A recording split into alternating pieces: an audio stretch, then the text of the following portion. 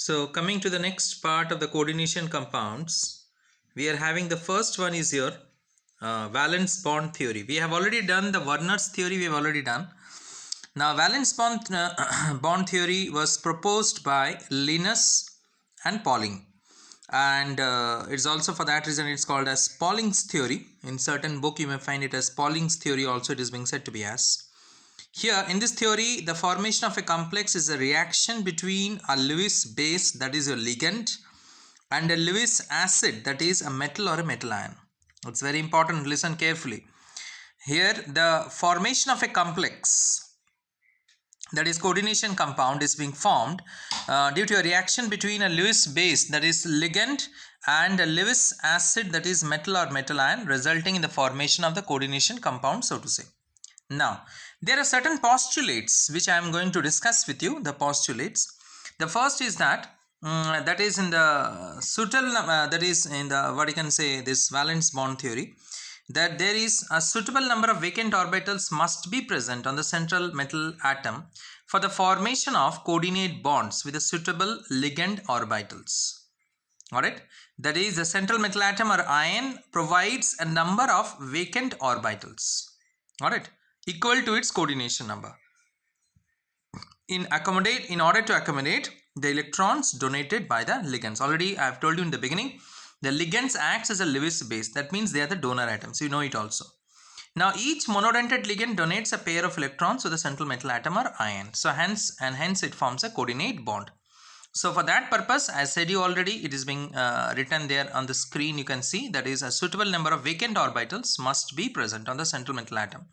So central metal atom must have vacant orbital so that the ligand can donate electrons to this central metal atom and form a coordinate bond.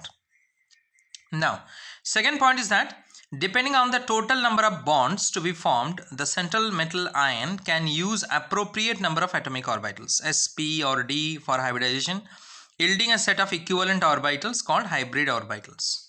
Now see here, depending upon the number of what you can say bonds to be formed. Suppose the 4 bonds to be formed, so there should be 4 vacant orbitals. If 6 bonds to be formed, there should be 6 vacant orbitals. So depending upon the vacant orbitals only, that is number of orbitals is being used accordingly, and for that particular purpose it depends that S, P or D what you can say orbitals will come under hybridization. Alright, these orbitals undergo hybridization, and these particular orbitals are after hybridization, they are called as hybrid orbitals. After the hybridization has taken place, means after the coordination compound has been formed, it is called as a hybrid orbitals. Alright, before that what they are called? They are called as a vacant atomic orbitals, like it can be S orbitals, P orbitals or D orbitals, the vacant atomic orbitals of the central metal atom or ion, according to the requirement, undergo a certain type of hybridization. Again I repeat, according to the requirement undergoes a certain type of hybridization. During this hybridization, these orbitals mix up together and they redistribute their energies, which you have studied in class 11. That is how the hybridization takes place. On account of this mixing only, the same number of hybrid orbitals which is being formed, they have got equal energy, we can say that. Clear? Now, the hybridized orbitals are allowed to overlap with those ligand orbitals that can donate an electron pair of bonding. Definitely. So, these hybridized orbitals of the central metal atom, they are allowed to overlap with the what I can say the ligand orbitals which donates electron pair to the hybrid orbitals. Alright, again I repeat, the hybridized orbitals, they are allowed to overlap with those particular ligand orbitals only which can donate electrons to the vacant atomic orbitals which undergoes hybrid orbitals. That means when the ligand they approach the central metal atom or ion, alright, when the ligand is approaching the central metal atom or ion, the vacant or hybrid orbitals of the central metal atom or ion overlap with the orbitals of the ligands containing lone pair of electrons. They overlap and form a strong ligand metal coordinate bond. Alright, a ligand is approaching the central metal atom or ion. The vacant orbitals which is there in the central metal atom or ion, I have told you in the first point itself that the vacant orbital must be present on the central metal atom or ion. It has to be there. Alright, so hence the overlapping of the orbitals of the ligands containing lone pair of electrons and form ligand metal coordinate bonds. We can say that formation takes place depending upon the number of vacant atomic orbitals, that is sp or d. Now, next is that the outer orbital, the high spin, or the inner orbital low spin complex are formed depending upon whether the d orbitals of the outer shell or the d orbitals of the inner shell are used in hybridization. Now, during the bond formation, during the hybridization, let us say that the outer d orbital, they participate in hybridization. Got it? So, if the outer d orbital participate in hybridization, listen carefully this point, it's very important. If the outer d orbital participate in hybridization, now then it is said to be as a high spin complex. Now, if inner d orbital participates in hybridization, then it's said to be as low spin complex. Let me make this point much more clear. What do you mean by outer d and inner d? Like, if the hybridization is sp3d, then d is outer, it's coming at the last. But if I say dsp3, then d is inner. If I say sp3d2, then d is outer. If I say d2sp3, then d is inner. Alright, that means during hybridization, if d subshell come first, listen carefully, if during hybridization, if d subshell comes first, then it is said to be as inner d. After d, then s, then p. In this order only, as I said, you know, d2 sp3, in this order only. First d subshell, then s subshell, then p subshell. But during hybridization, first s subshell, then p subshell, then d subshell it comes. Then d automatically becomes outer. If d subshell comes first, then d becomes inner. If d comes at the last, then d becomes outer. So, rest when we'll do the, what you can say, the diagram, the hybridized diagram, the VVT diagram when I'll do, then I'll explain you. Just now I'm telling you the postulates, you just listen. So, in this way, what you find is that if the outer d, I've explained you that when I say sp3d, when I say sp3d2, then the outer d participates in hybridization. D is outer, you can say that. D is coming at the last. But when I say dsp3, when I say d2sp3, when I say dsp2, then d is coming at the first. So d is inner d. So if the inner d subshell participates in hybridization, if first the d subshell participates, then after that sp and whatever it is, then it is said to be low spin complexes. And if the outer d participates, then it is said to be as high spin complexes, so to say. Alright, now basically what you find is that the complex involving, again I repeat, complex involving d2sp3 hybridization is referred to as also inner orbital complexes. Inner orbital complex, let me tell you, the other name for low spin complex is also called as inner orbital complex. This is because for the formation of such complexes, it involves the participation of the inner d, which I said you. That means n-1 within bracket, n-1 d orbitals of the central metal atom or ion participates in hybridization. That means if n is, n stands for what here? Highest principal quantum number. Let us say the highest principal quantum number is 4. So 4 minus 1 means 3d subshell is participating in hybridization. If the highest principal quantum number is 5, then 4d subshell is participating, n minus 1. So 4d subshell is participating in hybridization. So again I repeat, I am making it the point more and more clear to you people, that if inner d subshell, that is n minus 1, inner d means n minus 1 d subshell is participating in hybridization, that is kept to be as inner orbital complexes or low spin complexes. Got it? These complexes usually contains a lesser number of unpaired electrons. You may note it down this point.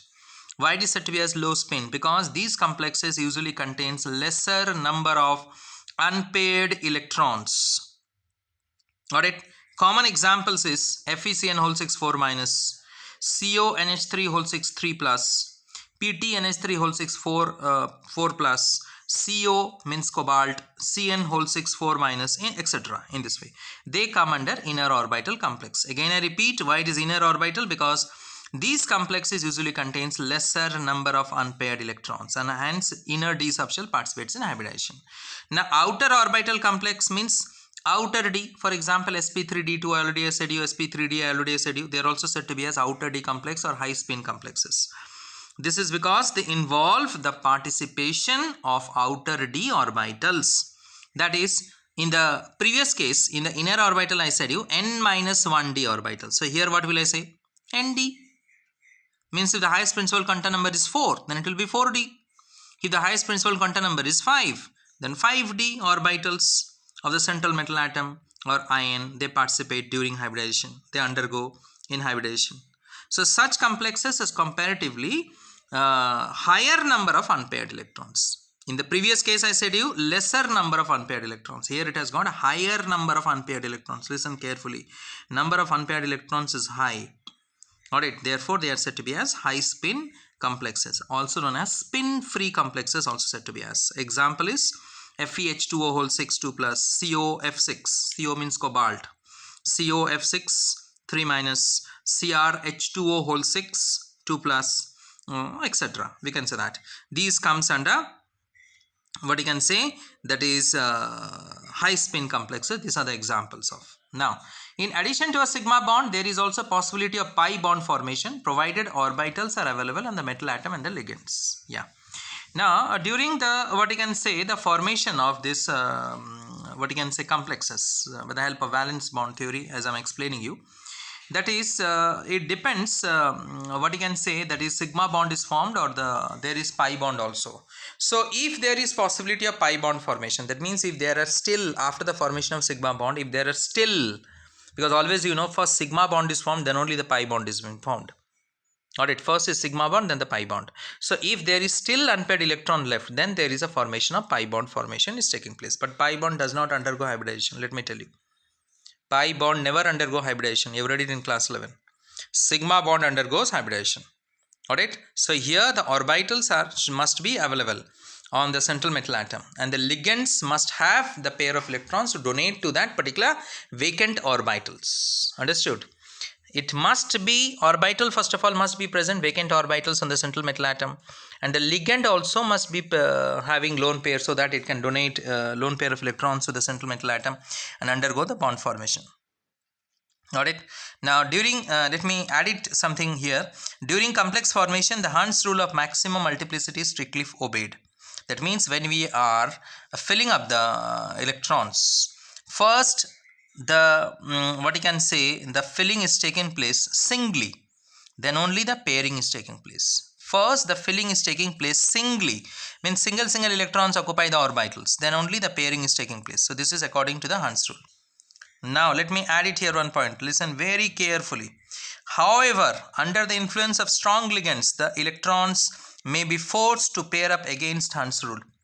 Alright, however, under the influence of the strong ligands, the electrons will be forced to pair up, got it, against the Hund's rule. So under the influence of the strong ligand, what do you mean by that? What do you mean by that is under the influence of the strong ligand? Now see, ligands are of different types. Alright, that you will be studying in the CFT. That is we are having weak ligand and the strong ligand. This is one of the drawback of valence bond theory. We will be studying it later on, that we do not come to know in valence bond theory about it. So in the CFT you will be getting a series, alright, a series we can say that in the order of the increasing field of the strength of the ligand, we can say that in the order of the increasing field strength of the ligand, increasing strength of the ligand also we can say.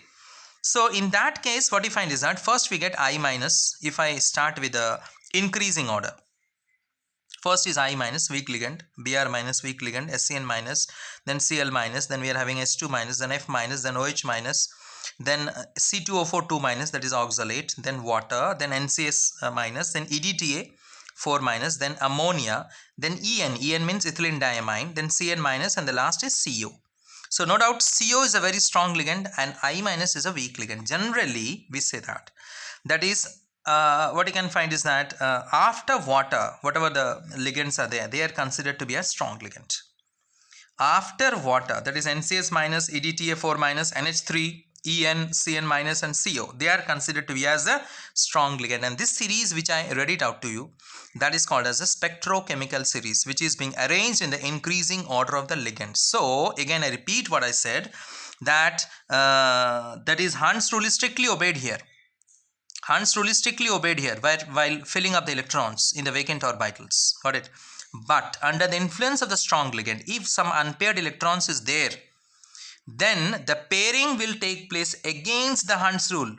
Got it? Again I repeat, under the influence of the strong ligand, the electrons may be forced to pair up against the Hund's rule. We can say that. Clear? That you need to remember it. So which are the strong ligands? Suppose Cn minus is there, CO is there, that is En is there, EDTA is there, NCS minus is there. These are the strong ligands, so to say. So if these ligands are there and unpaired electrons are there, then the pairing is going to take place first, then only the filling up of orbitals. Pairing is going to take place first, the unpaired electrons is going to pair up first, then the filling. Got it? So a complex is paramagnetic if it contains one or more unpaired electrons, and if all the electrons in the complex are paired, then the complex is considered to be as diamagnetic in nature. So paramagnetic or diamagnetic depends upon the, what you can say, the nature of the complex, that if it contains unpaired electrons it is paramagnetic, if it contains paired electrons it is said to be as diamagnetic in nature, so to say. So in this way, this is all about your valence bond theory. So valence bond theory, we came to know that first the central atom should have unpaired electrons present in it, that is vacant orbitals, vacant orbitals present in it. Then the ligand should approach the central metal atom to the vacant orbitals, and it will supply the number of what you can say electrons to it. It will undergo a certain type of hybridization. Alright, before hybridization the intermixing of the atomic orbitals takes place, we can say that. Clear? That is the non-bonding electrons of the central metal atom or ion remains unaffected and do not take part in bond formation. It may undergo the pi bonding, but first the sigma bond has to take place in the pi bonding, we can say that. And two types of complexes we can get, that is low spin and high spin complexes. Low spin is said to be as inner orbital complex, where inner d subshell participates in hybridization, and the high spin is said to be as the outer orbital complex, where the outer d orbitals participates in hybridization. Alright, so all these things I have discussed. Alright, now next we are going to come to the limitations of the valence bond theory. So valence bond theory provides only the qualitative explanation for the complexes. The valence bond theory, it provides. So now let me tell you that is till 1950 the valence bond theory was supposed to be the most versatile theory, we said to be as. Because it explains the structure and the geometry of the coordination compound, so to say. Because see, from the valence bond theory we come to know about the magnetic nature, paramagnetic or diamagnetic. We come to know whether it is low spin or high spin. We come to know about the hybridization. Means hybridization, if you know, means you can say the shape of the molecule, isn't it? Like if it is sp3d2 means it is octahedral shape.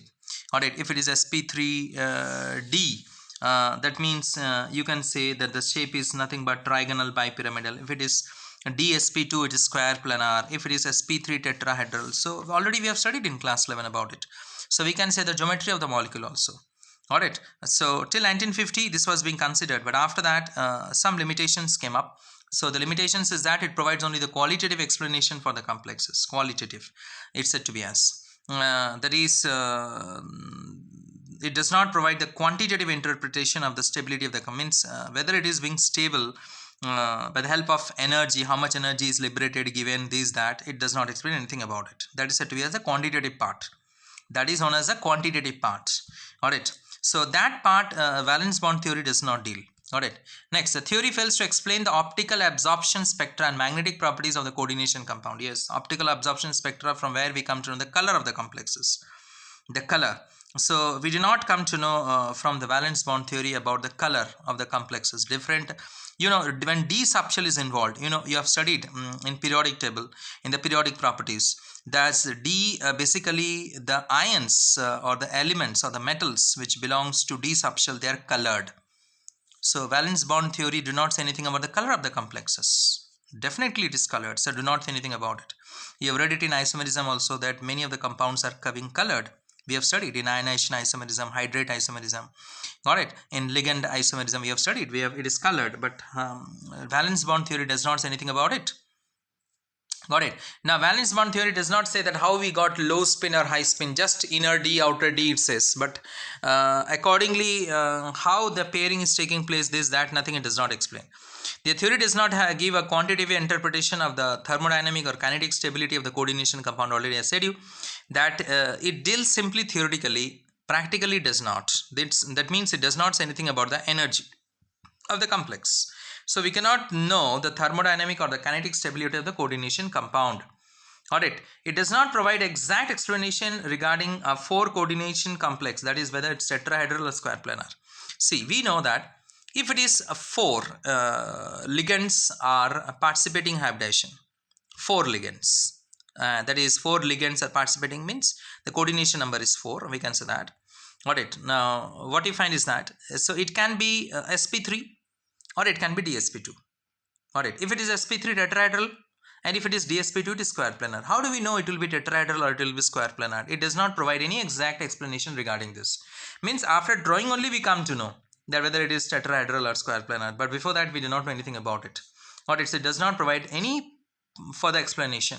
There is a valence bond theory. Like suppose if you ask me, sir, 4 ligands, if 4 coordination number is there, how do you come to know it is square planar or tetrahedral? So my answer will be to you upon valence bond theory, that you draw it and you find it out, that which hybrid orbitals is participating. Whether the d subshell is participating first, then it will be dsp2. If d subshell is not participating, if s and p is only participating, then it will be sp3. That is what I can say you. Now this theory does not explain as to why in some cases inner orbital and in some cases outer orbitals are used in hybridization, correct? This theory does not say that why inner d subshells is participating. This theory does not say if why outer d subshell is participating. Just now I said, you know, that is the stem, that is the strength of the ligands. From where I said the strength of the ligands? I said, you know, from CFT we come to know. That is a strength of the ligand, which I said you, the order in which the ligands was being arranged. That is, if you remember the spectrochemical series which I told you just now. Alright, so this was said in CFT, it is not said in valence bond theory. I said you also that is one of the drawback of the valence bond theory. The valence bond theory does not say that why the inner D and why the outer D participates. How do we come to know in which case pairing will take place, in which case pairing will not take place? Got it? So this does not. I told you that particular thing from the CFT. I said from the crystal field theory, the spectrochemical series, the strength of the ligands, which I said you. Now it does not predict the relative stabilities of the different complexes. Yes, it does not give any prediction about the stability of the complexes, that which complex will be stable, whether the octahedral or tetrahedral or square planar, how it will be stable. It does not say anything about it. Got it? So these are the drawbacks of the valence bond theory. So next, for that reason, we come to the crystal field theory, which was proposed by Bethe in 1929.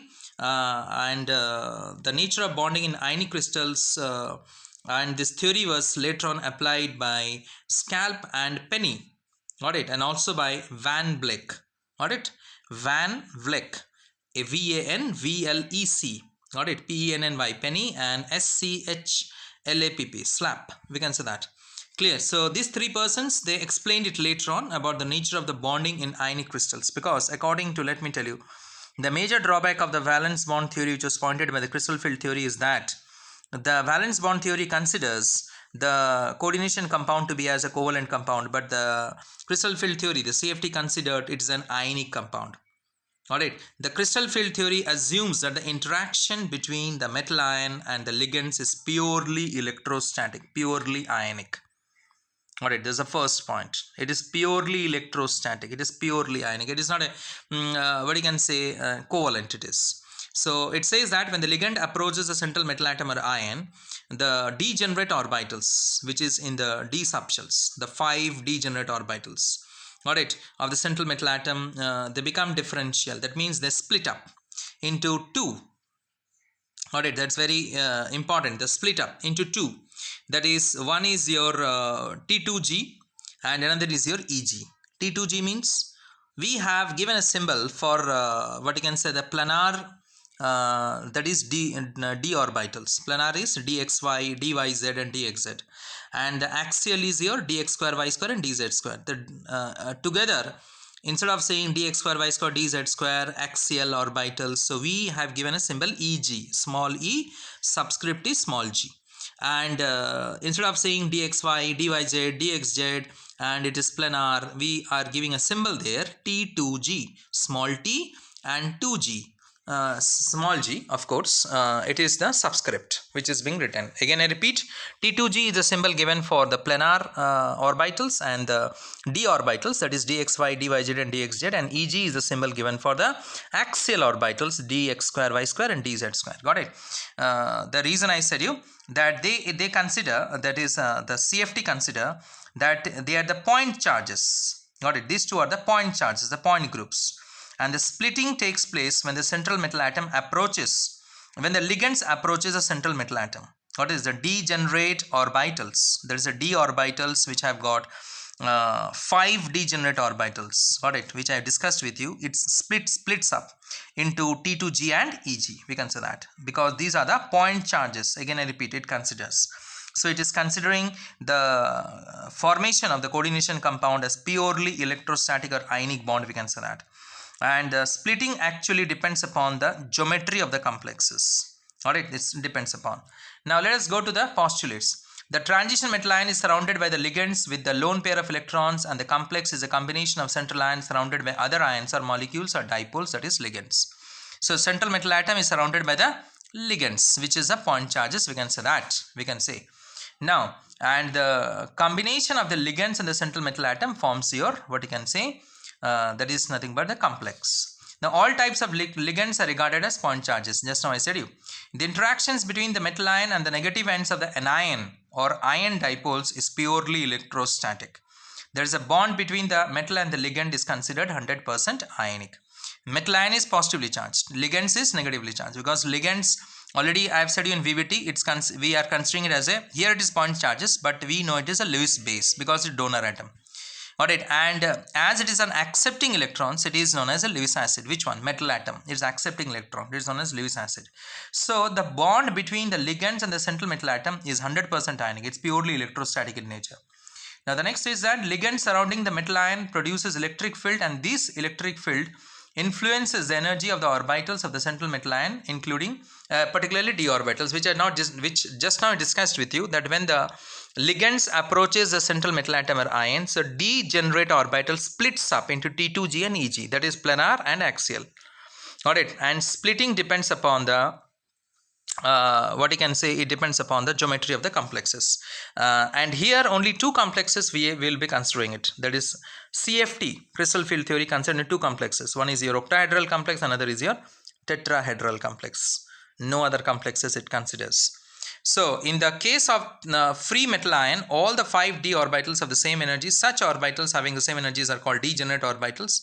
The 5 degenerate orbitals of the metal ion splits into different sets of orbitals having different energies in the presence of electric field or ligands, and this is called crystal field splitting. I said you that when the central metal atom or ion is being approached by the ligands, then the central metal atom or ion, it splits up, the d orbital splits up into two, that is T2g and Eg, and this splitting is called as crystal field splitting. For that reason the theory is called as crystal field theory, so to say. Now the number of ligands and their arrangement, that is geometry, around the central metal ion will have different effects on the relative energies of the 5 d orbitals. In simple words, the crystal field splitting will be different in different structures having different coordination numbers. Yes, for that reason only we are having different complexes, that is octahedral and tetrahedral complexes, so to say. That is, the crystal field splitting will be different in different structures. When again I repeat the same thing, when the central metal atom or ion is approached by the ligands, then the central metal atom, the splitting takes place, and the splitting depends upon the geometry of the complexes, as I said you. Now it depends upon the coordination number also. That means if 4 coordination number is there, then it's tetrahedral, and 6 coordination number is there, then it's octahedral complexes, we can say that. And the splitting is different in tetrahedral complex and octahedral complex because geometry is different. For that purpose splitting is also being different. Got it? Because splitting gives energy, that is requires energy. Clear? So the splitting is different. So for that reason the geometry of the complex is being different. Now next is the magnetic properties, the spectra, and the preference for particular geometry can be explained in terms of splitting of d orbitals in different crystal fields. Rest when I what I can say discuss with you in the board, that is the splitting, how it is taking place, then you will be able to understand it better. The energy gap between T2g and Eg sets is denoted by triangle knot for octahedral complex and triangle T for tetrahedral complex, or it is also said to be as 10 dq. Either we can say triangle knot or triangle T. Triangle knot for octahedral and triangle T for tetrahedral, or we can say instead of that we can also say 10 dq. The symbol, this is just a symbol, so to say. What is this known as? It is nothing but the energy. It is the energy, that is the energy gap between the two, what you can say, that is T2G and EG, we can say, for tetrahedral and octahedral complex, the energy gap, isn't it? The energy difference arises due to difference in electrostatic field exerted by ligands on T2G and EG sets of orbitals. See, you will come to know when I'll show you diagrammatically in the board. This is a postulate just I'm discussing with you. Then I'll come to the what you can say, the formation of these complexes. I'll tell you in the board. So you will see that when the ligands approaches a central metal atom, in case of octahedral complex, the approach of the ligands is different. In case of the tetrahedral complex, it is different. In case of octahedral complex, the ligands approaches the head on, and in case of tetrahedral, the ligands approaches the side on, we can say that. So definitely the energy which is liberated, the energy difference between the T2G and EG in case of octahedral complex is different. In case of tetrahedral complex, it is different, we can say that. Clear? Due to which the stability is also different, we can say that. So 10 dq or triangle is called crystal field splitting energy, that is CFSE. See, CFSE is not only crystal field splitting energy, it's also crystal field stabilization energy. Because how it is called as? Because the amount of energy which is liberated, alright, it's directly proportional to stability. How? Because the more the amount of energy is liberated, more is the stability. Because if a compound liberates more energy during its formation, then less amount of energy is present in the compound after the formation.